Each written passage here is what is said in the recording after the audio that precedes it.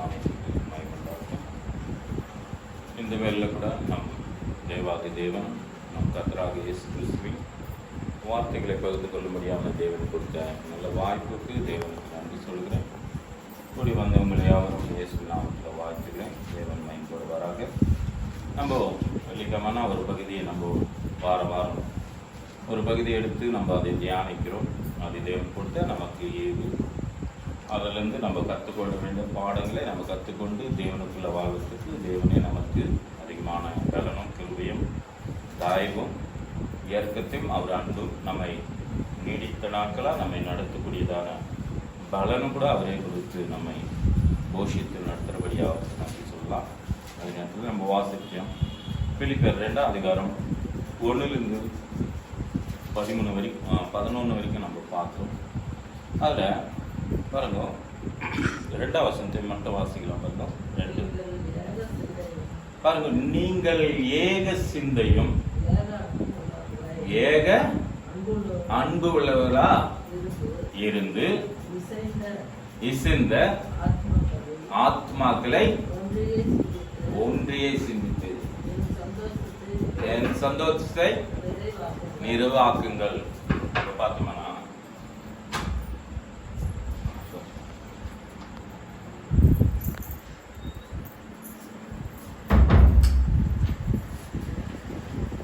ஏக சிந்தை நமக்கு ஓணும்.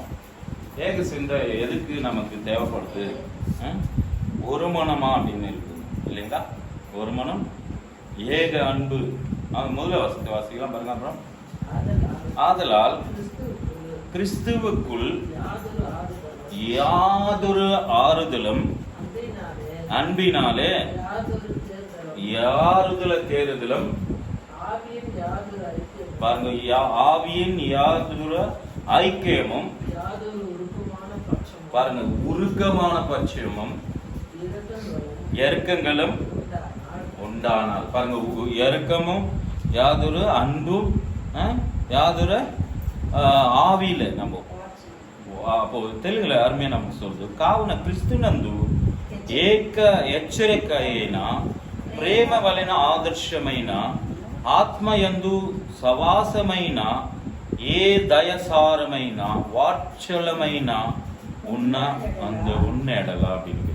அப்போ அந்த தேவனுடைய இங்க வாத்சல்யம்னா அவருடைய கருணை, அவருடைய தாய்வு, அவருடைய இறக்கம் தான்.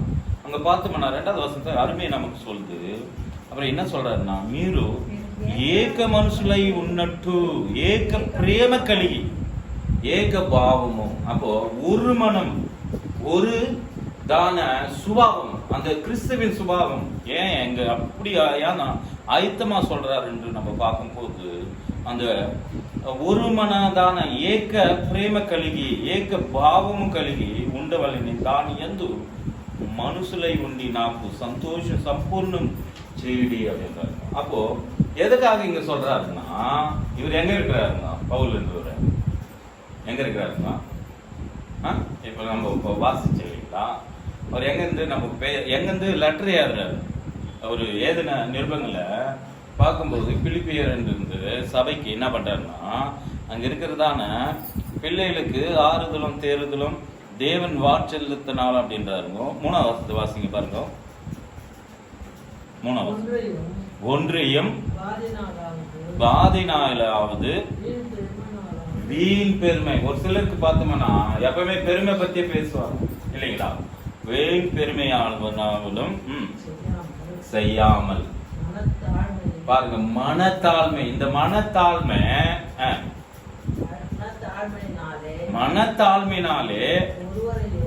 ஒருவரை தங்களிலும் நினைக்கிறோம். அப்ப பாருங்க, எப்பவுமே ஆகட்டும் தாமே தாய்த்தும் போதுதான் என்ன பண்றோம்னா, ஒருவருக்கு ஒருவர் நம்ம என்ன பண்றோம், பெருமையா நினைக்கிறோம். எப்பவுமே நம்மளே பத்தி பெருமை. இயேசு கிறிஸ்து நினைச்சிருந்தா முதல்ல அவர் பிறகு இந்த எங்கன்னா ஏன் இருந்தாருங்க, நம்ம பரலோகத்திலே தேவன் இருந்தாருங்க. ஆதியில வார்த்தை இருந்தது, வார்த்தை தேவனுக்குன்னா அந்த வார்த்தையா தேவன் இருந்தாருன்னு இல்லைங்களா? அப்ப பார்க்கும்போது தேவன் தமது சாயலாவே மனுஷனை என்ன பண்ணலாம், சுசி பண்ணலான்னு இருந்தோம். அப்போ அங்க 2 பேர் இருக்கிறாங்களா, ஒருத்தர் இருக்கிறாங்களான்னு நம்ம யோசிக்கும் போது, தமது சாயலான்னும் போது அப்ப யாரு குறிப்பிட்டு சொல்றாருன்னா, குமாரனும் பிதாவாக தேவனும் ஒன்றா இருக்கிறாங்க. அதனாலதான் அவர் தம் சாயலாவே அப்படின்றாரு. இல்லைன்னா நான் என்ன போலவே உருவாக்கலாமே அப்படின்னு சொல்லியிருக்கலாம் இல்லைங்களா. பார்க்கும்போது தமது சாயலாவே, அப்போ இங்க சொல்றதான கச்சைகளும் அப்படின்னு இருந்தோம். தெலுங்குல కచ్చతేతగాని వృద్ధులైన చేతగాని ఏమియు చేయక వినయముతో మనసు గలవారై ఒక్కరిని ఒకరు తన కంటే యోగుతులుగా హెచ్చించుకొనవలెను. యోగుతుడని హెచ్చుము మీలో ప్రతివాడు తన సొంత కార్యములు మాత్రం కాగా ఇతరుల కార్యాలు కూడా చూడవలెను. அப்ப பாருங்க, நம்மளுடைய வேலைக்காகவே நம்ம என்ன பண்றோம்னா பிரயாசப்படுறோம். இந்த உலகத்துல பார்த்தோம்னா நம்மளை காட்டிலும் நல்லா யாருன்னா இருந்தா பிடிக்கிறது இல்லையே. நம்ம மனசு பக்கத்துல இருந்தா பிடிக்கிறது இல்ல. நம்ம குடும்பத்திலே நம்ம கூட கொஞ்சம் டேலண்டா பேசிட்டா என்ன ஆகுது இல்ல, பிடிக்கிறது இல்ல. காரணம் தம்மை காட்டிலும் பெருமையா நினைக்கிறோங்க. அதுதான் நம்ம இந்த அதிகாரத்திலே நம்ம பார்க்கும்போது முடிய வருந்தும் நம்ம ஆண்டவராக இயேசு கிறிஸ்து என்ன பண்ணாரா, தம்மை தாமை தாய்த்தினார். எப்பவுமே தாய்த்துகிறது தான் நம்மளுக்கு. யாக்கோபில் கூட நம்ம 4:8-10 வாசிக்கும் போது ஒருவனை உயர்த்துவதும் ஒருவனை தாய்த்துவதும் யார் கையில் இருக்குதுங்க? தேவன் கையில் தான் இருக்குது. அந்த தேவனுடைய கையில இருந்து நம்ம என்ன பண்ணோம்னா ஒவ்வொரு விஷயத்தையும் நம்ம பெறணும். அதுதான் தேவன் இன்னொரு வாசனத்தை கூட நம்ம சொல்லப்படுது. என்ன பெருமையுள்ளவருக்கு தேவன் என்ன பண்றாருங்க, எதிர்த்து நிற்கிறாரு. தாழ்மையுள்ளவருக்கு அவருடைய கிருபை அதிகமா தராருங்களாம். கிருபைன்றது மாறாதது. அந்த கிருபை நேற்று மாறல, இன்னைக்கு மாறல, நாளைக்கு கூட என்ன பண்ணது இல்ல, மாறாதது. அந்த கிருபைனாலே நம்ம எல்லாரும் அதுக்குதான் நம்ம பார்க்கும்போது இங்க நாம் பெருமைக்காக சொல்லலைங்க.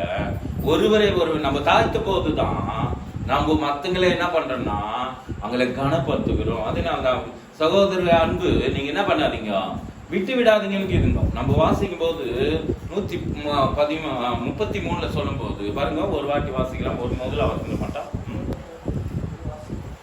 பாருங்க, வாசிக்கலாம்.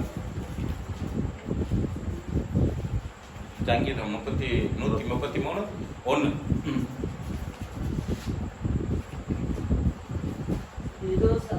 பாருங்க. இதோ சகோதர ஒருமித்து வாசம் பண்ணமா, எத்தனை நன்மைக்கு தான். இந்த சகோதரர்கள் ஒருமித்து வாசம் பண்ணிட்டாவே பெரிய நன்மை கிடைக்குது.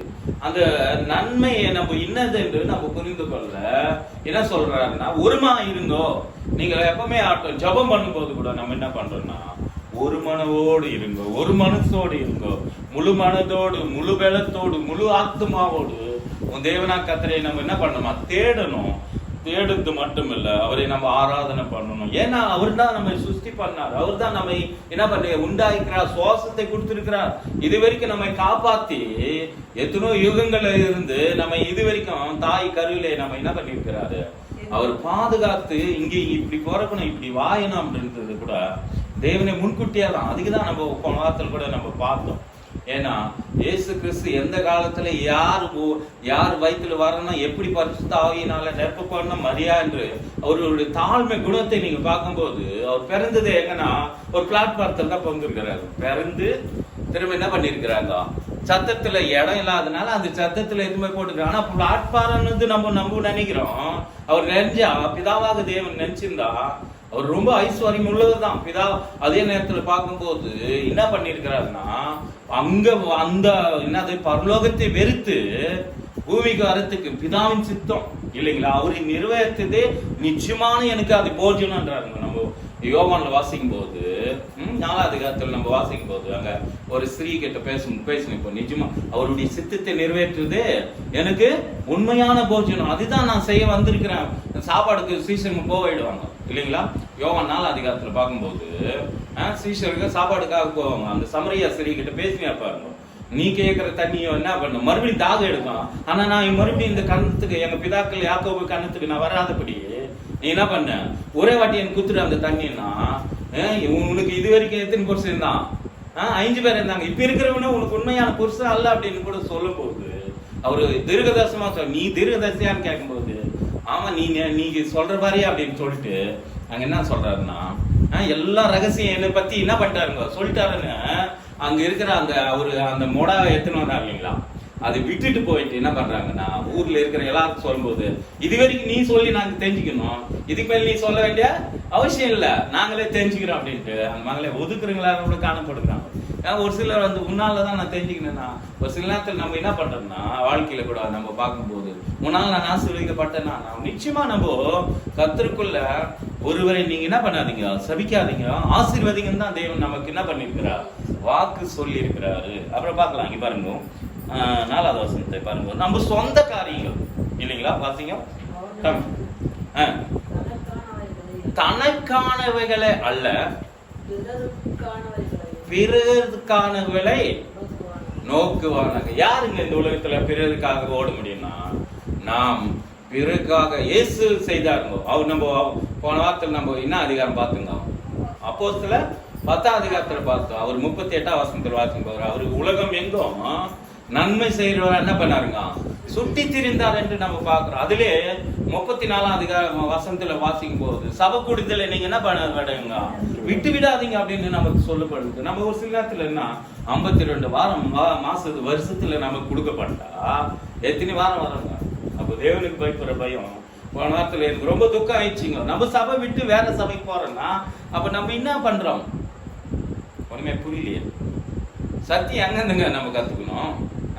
அதுக்குதான் சபை கூடுதலை நீங்க என்ன பண்ணுங்கன்னா, பொதுவா பிரதருக்காக நான் சொல்ல, யாருக்காக சொல்ல, 2 பேர் தான் நாங்க வந்தோம். ஆனா 2 பேரே ஆசீர்வதித்த 2 பேர் என் நாமத்திலே எங்க கூடுங்க அங்க நான் இருப்பேன்னு சொன்னாங்க. 10 பேர் இருக்கு, 10,000 வார்த்தைகளை பேசுக்காட்டு ஒரு வார்த்தை பேசுறது ரொம்ப சிரேஷ்டம், ரொம்ப விசேஷன்ற தேவனை வார்த்தை நமக்கு சொல்லியிருக்கேன். அப்போ நம்ம சபையில இருந்து நம்ம என்ன பண்ணோம்னா, நம்ம வளர்றதுக்கு தேவன் நம்மை வச்சிருக்கிறாரு. காரணம், எத்தனை புரியாத பாசங்கள்லாம் இல்ல, புரியுற மாதிரி ஒண்ணு பேசினா கூட அது உள்ளத்துல வேணும். அந்த உள்ளத்துல வீழ்ந்தது 100 மடங்கு பலன் கொடுக்கறதா இருக்கணும். 30, 60ன்னு அங்க சொல்லி இருக்குது. ஆனா 30க்கு வேற பலன், 60க்கு வேற பலன். ஆனா நம்ம பலனும் எப்படியாப்பட்ட பலன்னா, 100க்கு 100 சாத்தம், 1000க்கு 1000, லட்சத்துக்கு லட்சம், கோடிக்கு கோடி நம்ம கொடுக்குறீங்களா இருக்க தேவன் நம்மை அப்படிதான் தேவன் விரும்புகிறார், பிறருக்காக. அப்போது இயேசு கிறிஸ்து வாழ்ந்த வாழ்க்கையில 33 வருஷம் வாழ்ந்தாருங்க இல்லைங்களா. நம்ம ஆண்டவராக இயேசு கிறிஸ்து வாழும் போது 33 வருஷம் வாழ்ந்தார். ஆனா 33 வயசுல வரைக்கும் பார்க்கும்போது யோவான்ல நம்ம வாசிக்கும் போது 2ஆம் அதிகாரத்துல 1ஆம் அதிகாரத்துல 17ஆம் வசனத்துல சொல்றாருங்கோ, அவர் வேலை என்ன பண்றாருன்னா, 2ஆம் அதிகாரத்துல 1ஆம் வசனம், காணா ஒரு கல்யாணத்துக்கு நம்ம இயேசு கிறிஸ்து வருவாங்க இல்லைங்களா. அங்க வரும்போது ஸ்ரீயானவர் கேட்பாங்க அவங்களுடைய தாயை, ஏதோ ஒண்ணு அற்புதம் பண்ணுப்பா அப்படின்னா, ஸ்ரீயே உனக்கு எனக்கு என்ன அப்படின்னு கேட்பாரு. கேட்கும்போது அப்போ அற்புதம் பண்ணுறாரா பண்ணலையானா, பண்றாரு. திரும்ப அங்க பண்ணும்போது தாயா இருந்தாலும் என்ன பண்றாங்க, அவர் வேலைக்காக வெயிட் பண்றாரு. அப்ப அந்த வேலைன்றது யாருக்காக செய்யறாருன்னா, ஸ்ரீயானவள் தாயா இருந்தாலும் அங்க என்ன ஒரு வேறுபாடு வரும் இல்லைங்களா. அவர் வேலை, அவருக்கு அற்புதம் பண்ண முடியுமா முடியாதான்னு முதலிருந்தே ஒரு தாயானவங்களுக்கு தெரியும். நம்ம புள்ள எப்படி வளர்ந்து, நம்ம புள்ள எப்படி எல்லாம் வளர போகிறான்னு சொல்லி சொல்லி வளர்த்துருப்பாங்க இல்லைங்களா. எருசலேம்ல இது மாதிரி அவரு என்ன பண்ண போறாருங்க, இது மாதிரி இஸ்தின்னு போவாங்க. இவர் சொல்லியிருப்பாரா, சொல்லியிருக்க மாட்டாங்க. அவன் தாய்க்கு சொல்லாது இருந்துப்பாரா. எத்தனை வருஷமா, 30 வருஷமா இவரு கூட இருக்கிறவரு, நான் இது மாதிரி ஆக போதுமா, இது மாதிரி என்னை அடிக்க போறாங்க, இப்படி எல்லாம் நடக்கும். அப்போது கூட நீங்க என்ன பண்ணுங்க, நீங்க எதுக்கும் பயப்படக்கூடாது. நான் 3ஆவது நாள் என்ன பண்ண போறேன், உயிரோட ஏம்ப போறேன். ஏந்துட்டு பெருக்கும் கூட சீசருக்கு நான் என் பிதாவின் வலது பாசத்தை எதுக்காக தான் நான் வந்திருக்கிறேன்னு திட்டவட்டமா போதிக்கிறாரு. அப்படி போதிக்கும் போது ஒரு வசனத்தை மட்டும் வாசிக்கலாம் பாருங்க. யோவான் 2ஆம் அதிகாரத்துல 14ஆம் வசனத்தை வாசிக்கலாம்.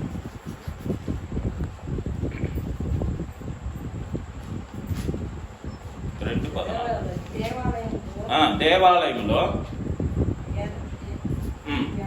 தமிழ்ல தெலுங்குல வாசிங்க பாருங்க. தேவாலயத்திலே பாருங்க, ஆடுகள் மாடுகள். இங்க மத்தேயுல, மார்க்குல, லூக்கால அவ்வளவு விவரமா நமக்கு அங்க கொடுக்கப்படல. ஆனா இங்க என்ன கொடுக்குறாருன்னா, தேவாலயத்தை அவர் கோபம் வருது. என் தேவாலயத்தை நீங்க என்ன பண்றீங்க? ஆடுகள் மாடுகள் தேவ அது என்ன அது கள்ள குருகையா நீங்க மாத்தி விடுறீங்களே அப்படின்ட்டு அவர் கோவப்பட்டு என்ன பண்றாருன்னா அதெல்லாம் எடுத்துட்டு நீங்க எடுத்துட்டு போயிடுங்க அப்படின்றாங்க. இது எத்தனை வருஷமா கட்டப்பட்ட அப்படின்னா கீழே வசங்க அப்படியே